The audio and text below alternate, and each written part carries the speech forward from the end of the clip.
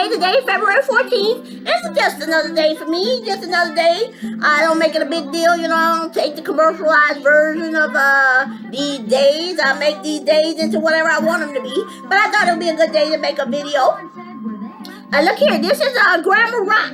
This is great. This is America Rock. I bought this schoolhouse. It's called Schoolhouse Rock. These are when we watch the TV on Saturday mornings. Instead of like commercials coming on, we used to get this thing called Schoolhouse Rock. Knowledge is power. And they used to have stuff like Grammar Rock, Multiplication Rock, Science Rock, all kinds of stuff. And you would learn things.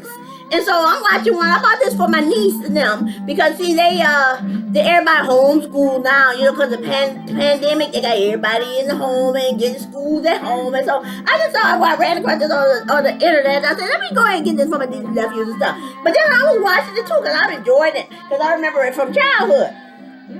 And then, you know, from now, you know, I'm a grown person now and I got a whole new perspective. But look here. This is the people that just coming over from England. You know, they didn't know what was going on out there. They sail out to, you know, this was back when they thought the world was flat.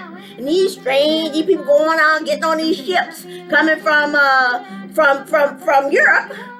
They went across that ocean. They didn't know what was out there. That was people that were just setting sail. They didn't know if they were going to go off the edge once they get to the end. But they found a new world. They found the United States of America. And see, these people were explorers. These folks, they weren't just the kind of people that just go with flows and count losses. These were people that were setting sail, going to discover. That's how America was discovered. By the brave, the people that was willing to take a chance. They didn't know what was going on. And then once they did discover the new land, the word got out, and people put families, their families got on those boats, single men, single women, you know, and people brought their children on these boats. Now today, they call it endangerment of a child. Because you got them on this boat, putting them in danger. You know, and see, right now, they ain't had no Doppler radar to tell them what the weather was going to be like on there. So I know a lot of people probably died getting in those ships on the way to the new world. But here they go. Over here now, they done made it to the new world. And then now they got to go out here and try and make a living. And then they find independence. And see, the reason why they had that Revolutionary War, as you all know from school, is because it was taxation without representation. The king is telling them that they got to pay taxes, but there's no representation for them in Europe. Well, that's no different from me right now in this America. See, we got everything handed to us. You know, all of the Generation X and the baby boomers, everything was handed to us. We don't even recognize oppression anymore. We don't even recognize when we're being taxed without representation. As far as I'm concerned, I was experiencing the same thing. I'm trying to fight for my family. I'm trying to fight for all the things that I worked for all of my life, all the decisions that I made before I procreated with that man I married. I mean, there were choices I made. I could have been shaking my tail at the club, but instead I got my nose in the book because I was trying to, you know, elevate myself, trying to do what I need to do to maximize my earning potential so that when I do have kids, I can give them a good life. I don't have to worry about how I'm going to feed them, how I'm going to diaper them, how I'm going to clothe them, how they're going to be housed. So I'm making all these decisions for my young. Now, when we go to court, because the man had changed his mind about stuff, there's no representation for me. There's nobody to speak up and say, this girl did what she was supposed to do. You the one changed your mind.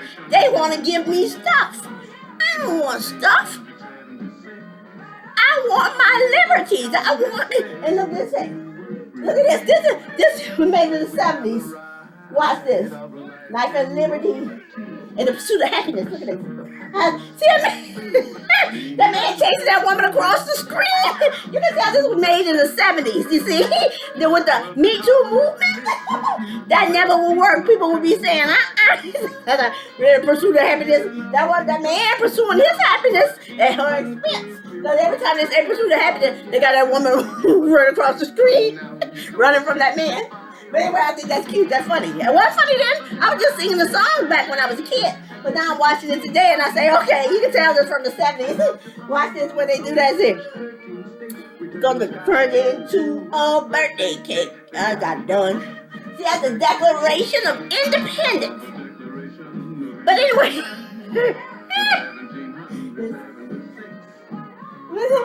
so Congress said we are free. You had a right to life and liberty. And look here, the pursuit of happiness. Man, take that one across the street. But anyway, so all these things, people made a lot of sacrifices to get us where we are today. And so when you go to court and people negate all that kind of stuff, I just find that it goes against my principle to just be like furniture. You say, when you're in a room with furniture and you're having a discussion, when you're in a room and you're in the room with somebody and you're having a discussion, a debate, an argument or whatever, the sofas, the chairs, the end tables, they don't have nothing to say, just silent. Just like furniture. See, to me, when all this stuff was going on, them singletons were acting like furniture. They ain't had nothing to say. Quiet as mice. And see, this one. But anyway, I think when things ain't right, you gotta speak up. And then the people from the beginning of the thing, I just got I got these things in my mind I can't do. I'm trying to talk to y'all at the same time, but then I got this because it's another story. But I'm on another topic because I was talking about people going out here acting like being quiet. See, when you got something going on and you're not happy with things, you speak up. That's how these people in America. America was founded not by people who were quiet as mice, not who people just going with flows and counting losses. This was formed by people who were not afraid to make waves. But see, today, what they do is give you a diagnosis. See, that's what they do. They gave me a diagnosis when I was going out here trying to rattle cages and make noise and telling people to not do this to my children. They deserve better than this.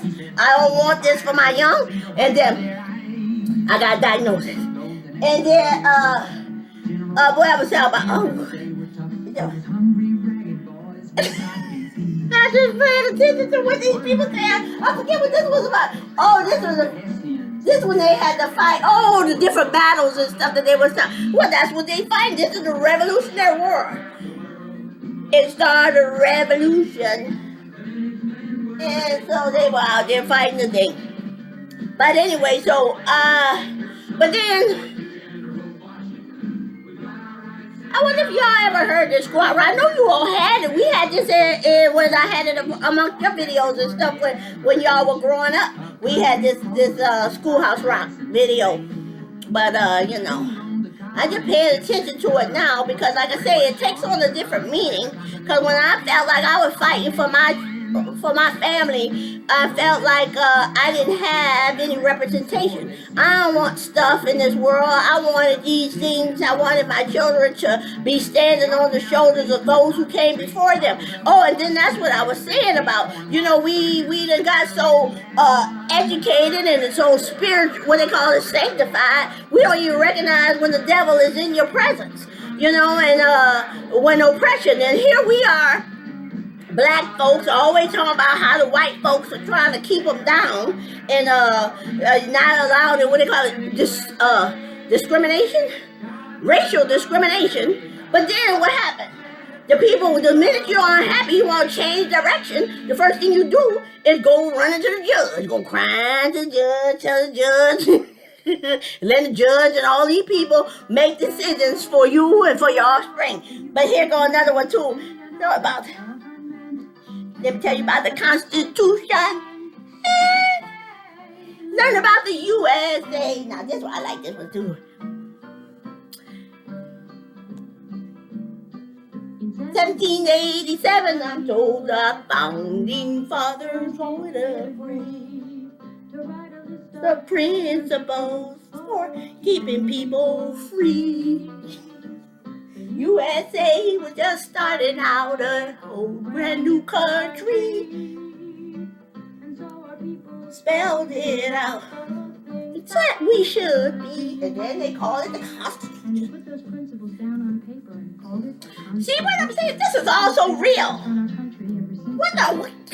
We spend trillions and billions of dollars on keeping people free, letting folks define their own destiny. The people, in order to form a more perfect union, establish justice, ensure domestic tranquility, provide for the common defense, promote the general welfare, and secure the blessings of liberty to ourselves and our posterity, do ordain and establish this Constitution for the United States of America. Now, how real is that? Now, I gave 20 years of my life putting on a uniform to do just that. And then I show up in court and I ain't got no representation. None. Well, you can have the house or he messed up so we can get you the lion's share of the estate. Don't want no state. Spelled it out. Land of liberty. And the preamble goes like this. We the people, in order to form a more perfect union, establish justice, ensure domestic tranquility, provide for the common defense, promote the general welfare, and secure the blessings of liberty to ourselves and our posterity, do ordain and establish this Constitution for the United States of America. I mean, you can't get no more real than that. Just like I say, spend almost $1 trillion, billions of dollars a year on our military, and that's just so you can do just that. And then what happens when one person get confused, they confused about what he wants to do in this world, then you go to court, ain't no representation, nobody to secure your blessings and liberty, support everything that I worked for, and all the history that I had before him. Here we go too. Not when table nosy, when everybody needs some elbow room. See, there's the people going from east to west. Settled though the East was the only place there was to go. The president was Thomas Jefferson. He made a deal with Napoleon to sail a mile or 2 or 3 or 100 or 1,000. The territory was sold to us without a fuss. Elbow room. Got to get us some elbow room. Rest of us, in God we trust. There's land out there. Now when Sam Clark volunteered to go, good luck, wear your overcoat. The good time and the bad. Then I hired Zecca Julia to be the guy. She led them all across the countryside. Found the most ever room ever. See, look at the people. They don't know where they're going. They ain't got no road map, no GPS. They just get in the road, in the wagon, and they going all the way to the west. They don't know what they're going to find out there. Look, they walking. They going on horseback. Politicians and the settlers. Any way they could. Got any way they could. They got there any way they could. See what I'm saying? You just don't.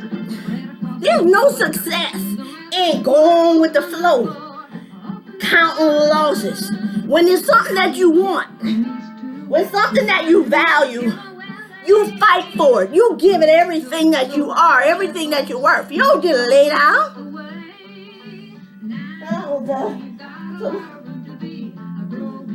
From see this society, see. Elbow room. There will come a time. Got it up together. Listen here, listen. Up on the moon. That's where we are now. See, look, they're going to the moon. See, back here, they were talking about if you ever run out of space, there'll be place on the moon. See, we're at that space. That was 20 years ago. I mean, like, this was 1970, so what's that? 30, 40 years ago? Let me rewind this, because these are my favorite ones. This is one about coming to America and into the melting pot and stuff like that. That's a little bit different for us, for black folks, because we ain't had people coming from Europe and stuff. We came here on boats. We came here on slave ships. In fact, that's why I was talking about these people acting like furniture. Them folks, black folks in your lineage, they're called the singletons. You see, they took that to heart, I suppose. You know, when they brought black people over here, and we came over on boats. They brought black people over here on boats. They didn't keep us like people. We weren't passengers. We were like cargo. And so, you know, we were like a bureau or a dresser, a piece of furniture. And so I guess them singletons took that to heart. Because when I was going to them and asking them to try to help me figure out what's going on with this man they didn't put out into the world, because they raised the boy. They knew him. They knew his history. They knew his story. What's wrong with him? He didn't change direction. He just threw away the good book. And I don't know what kind of cult practice he's following, but can y'all help me? They were silent as mice, just like furniture. They had nothing to say. But then when the man dead, they won't come out the woodwork. Then they won't start pointing fingers, and they won't blame folks and say, you know, they'll start calling people names. Calling, saying I lost my mind, telling people I'm on drugs, call me a bag lady. I don't even know why she called me a bag lady. That was your grandma called me a bag lady. I don't know why she called me a bag lady. I don't remember carrying a bag. Maybe I did carry a bag. I just don't remember carrying a bag. I remember I had a backpack. You know, you got the arms free. You can do whatever you want because you got the backpack on your back. That's why I carried a backpack. You think the grown woman, 65 years old, or however old she was at the time, you think she ain't no difference between a bag and a backpack? Anyway, she called me a bag lady. But you know, I understand these people. If I'm a bag lady and I'm out there in the street, that's a reflection of her son. That's a reflection of the man that she put out into the world. I'm in the street, sleeping in the bush, and he got the booty call in his house, in the bed. You know, and with the two kids I bore are carrying their names. You know, see, to me, but I had a choice. That was my decision. But then, like I say, I'll go over that a little bit later. Because, see, but I chose to be out there. That was a decision. I'll tell you about my career in the military. Because, see, I wouldn't have been out the streets had I never been in the military and knew how to survive in the street. If all I did was civilian clothes and all I knew was a roof over my head and a bed, a comfortable bed with a pillow, I probably would have thought it was insane for people to be out there in the street, sleeping in the bush. But see, I tried to sleep in the playhouse. They didn't want, he had to call 911, get me out of the playhouse. So that was no longer an option for me. So next thing is the bush. Now I could have went home. I had a place, had a key, or I never burned any bridges with all the people in my family. I could have went over any one of my siblings' house and found a posh place and slept on their couch or in a spare room. That's not what I wanted. I'm going to be right where my children are. As close to them as I can be. If I can't be in the house, I'm going to be in the playhouse in the backyard. Can't be there, then I'm going to be in the closest place I can be in the street. Because that's normal for me. Because my training, I'm just getting 18 minutes. So I'm going to do a next video and tell you about my training that made me okay with copping a squat in the bush. But you know, you say what is it? The bad places. Oh, a rock and a hard place. When you put between a rock and a hard place, I want to choose the hard place. If I got to sleep on a bed of nails, I want to choose the nails. If I got to walk on coal, I want to light the fire. I want to have a say. So Reggie, home was no longer a soft place to fall. All my life, home was always a soft place to fall. Meaning that if you needed a place to recover, recoup, whatever, you could always go home. And that's what we learned from childhood. Home is a soft place to fall. But regular Tarek Singleton, home was not a soft place to fall. So I didn't have a soft place to fall. The boys didn't have a soft place to fall. All we had was rocks and hard places. All we had to choose from was bad choices. All you got is a budget. Battery. And the ride of life and liberty and the pursuit of happiness. So when all you got to choose from is some bad choices, well, I want to make some bad choices too. Reggie don't have the monopoly on making bad choices. He's the one who put these choices in front of us.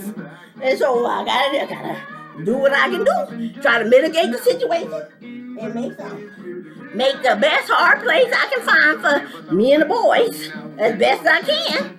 And so anyway, I guess I'm gonna turn this one off. I think I went back and forth between talking and singing and trying to say what I'm trying to say. It's hard to concentrate when I'm listening to this and trying to say what's that. So I hope it's not too rambling, but I'm trying to get my points in too, because this got a lot to say on the choices that I made. Because I ain't trying to just go with flows and count losses and negate all my experiences, and also what I'm inclined, what I have proclivities for and inclined to do with my training and stuff. I mean, what did you go do 20 years of training, how to secure your blessings and liberty, and then you just go let that fly out the door and do nothing? Oh, that's a waste of taxpayer money, in my opinion. Take this off.